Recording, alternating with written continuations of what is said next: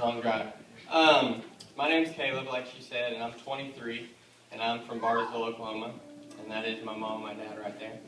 I'm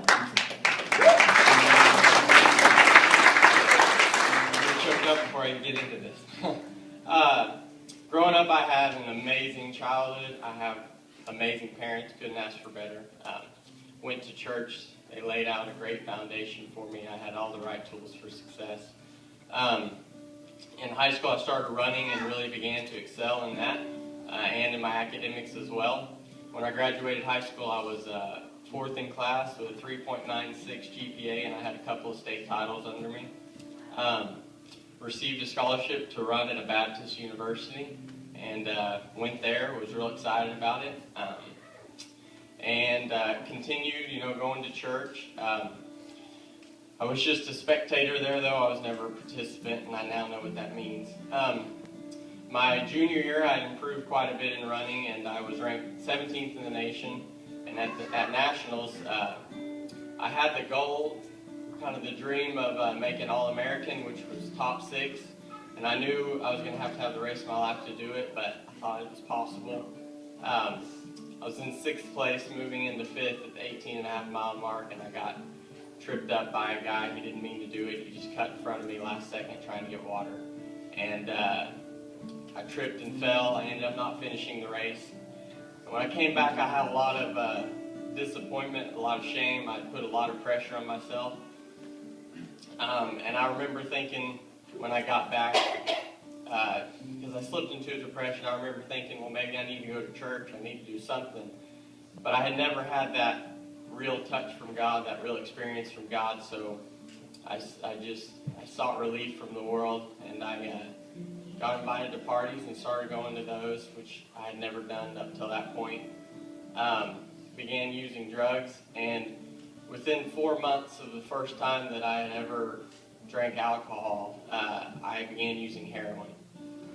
I don't understand really how it happened so quick, but I know that it says in your anger, do not sin, do not let the sun go down on you while you are angry, and do not give the devil a foothold.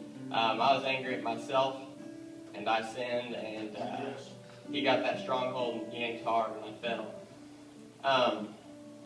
I knew things started getting worse and worse. I dropped out of college my last semester before my bachelor's degree. I started missing holidays because of my drug use. I stopped running completely, and about 6 months before it came to Teen Challenge, I decided that I needed to get things back under control, and ironically enough, I guess Satan saw that I was trying to get away, and I overdosed 3 times in that 6 months. The last time, I was in ICU for 2 days, hooked up to a ventilator, and they told my parents that, I would certainly have brain damage, and they weren't sure if I'd be able to breathe again. On my own. There's actually a picture my dad sent me of me when I was in the hospital, and you can't see it, but I know that God is right there. Yes. Because he had to have had his hand over me, saying that he had better plans for me. Yes. Plans for me to be right here someday. Yes. Talking to you guys. And anyways, I ended up coming to Teen Challenge, and things were rough at first. But on June 1st of this year, I gave my life to Christ, truly.